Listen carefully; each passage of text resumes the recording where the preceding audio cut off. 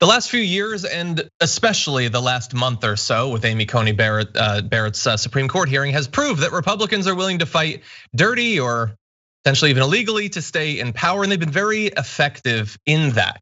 And we're now about to enter an election week that is going to be exciting, is one way to spin it, in terms of potential legal challenges to certain types of votes. So to give us an idea of what we might be looking at as we get closer and closer to election day, we're very lucky to be joined on the show by David Daley, author of Rat Effed: Why Your Vote Doesn't Count, and Unrigged. David Daley, welcome to the show. Thanks for having me, John. Glad to have you here. So you wrote an article recently sort of laying out some of your predictions as to how hypothetically election day might go, these legal challenges and things like that. You're laying out a hypothetical situation, but what do you think are some of the things that you're most confident could happen in the day of the election and the days after the election? I think that if the early states are not somehow decisive, if we don't get out of Florida or Texas or Georgia a really clear answer to the question, and if Michigan, Pennsylvania, and Wisconsin once again are crucial to determining the result of the election, this is going to take a long time, and this is going to end up in the courts. And once that process begins, it is extremely difficult to know which way it's going to go. You had 4 justices on the Supreme Court just a week ago who said that they were willing essentially to override Pennsylvania's state constitution and to override that court's authority to give voters 3 extra days to have their ballots arrive as long as they were postmarked by election day.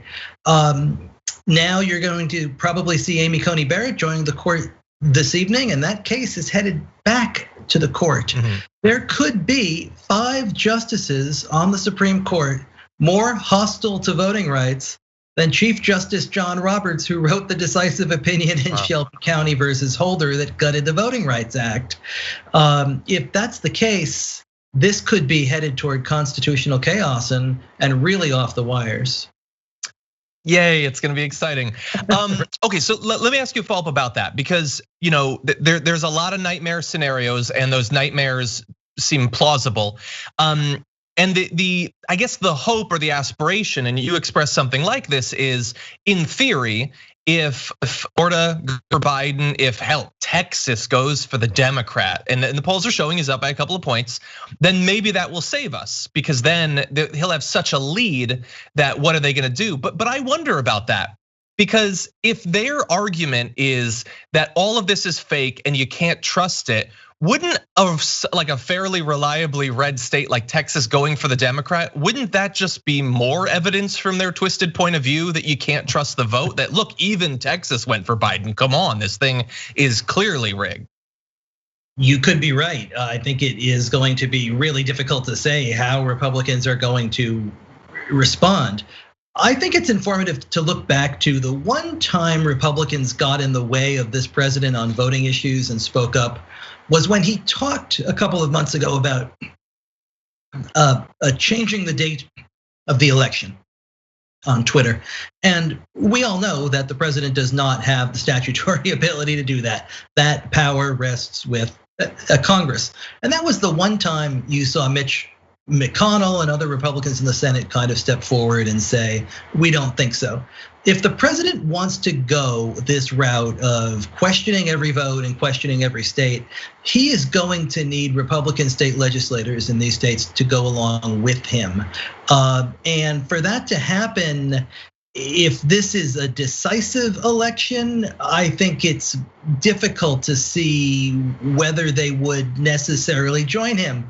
But if this is close, it's the election administrator's prayer, right? Lord, let this election not be close. And I think we all ought to be murmuring that to ourselves. So let me ask you 2 questions, and they have to do with the 2 sides of effectively the Senate. So starting with the Republicans, you pointed out, and I'm glad you reminded us that was actually a moment when even Mitch McConnell was like, well, clearly he can't do that, which is noteworthy because it doesn't happen very often. If he says to the Supreme Court, we want you to stop the count of the mail-in ballots. Or if some Republican state legislatures say, we're just not gonna go with the result of the vote, we're gonna give our electoral college votes to Trump. Do you expect any Republicans or a critical mass of Republicans to stand against any of that? Is there a threshold where it's just a bridge too far and the Republicans have to stand with something resembling our constitutional democracy? We have not seen where a bridge too far leads yet.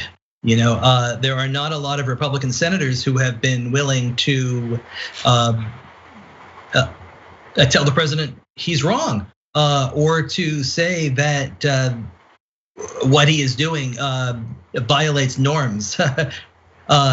This is not a party that is going to, I think, go along with tradition or usual constitutional guardrails. If they're going to decide to do that now, we simply haven't seen anything over the last 4 years that would allow us to expect it.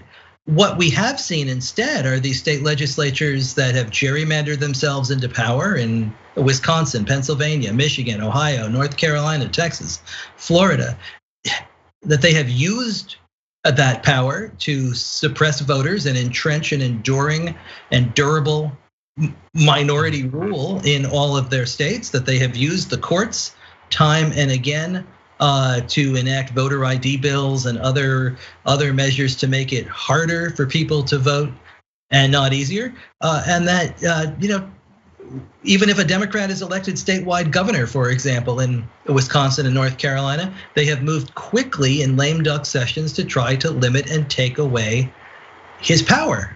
So I do think all bets are off here. Yeah, wow. Yeah, you're 100% right there. So even more scared than I was a few minutes ago.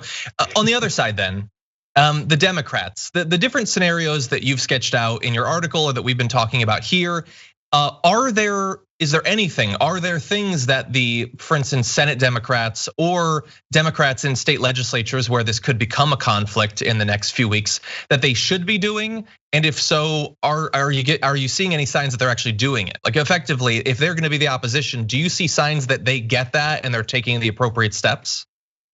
I think it's a lot like being the opposition to Amy Coney Barrett. You can try, but if you don't have the votes or the power and the other side is determined to push something through, you can appeal to the courts, but then if you don't control the courts, it can be, justice can be difficult to achieve. What I worry about really is sort of the slow car crash of Bush versus Gore again, right? Of the Florida case from back in 2000 that decided the presidency, and that what we see are recounts that start and recounts that are stopped, and that suddenly what all of this does is we run head on into the first week of December, and you start to hit key electoral college certification deadlines, and when those deadlines aren't met, you might see restive state legislatures say, well, we're going to get involved here simply to protect the voice of our state. And that's when you could see dueling slates of dueling slates of electors heading to Congress, or real debates about which slate from which state is going to be seated and chosen. And wow. I don't know how that ends. Neither do I. And maybe that'll be the topic of your next book, perhaps, that case study in the fall of democracy.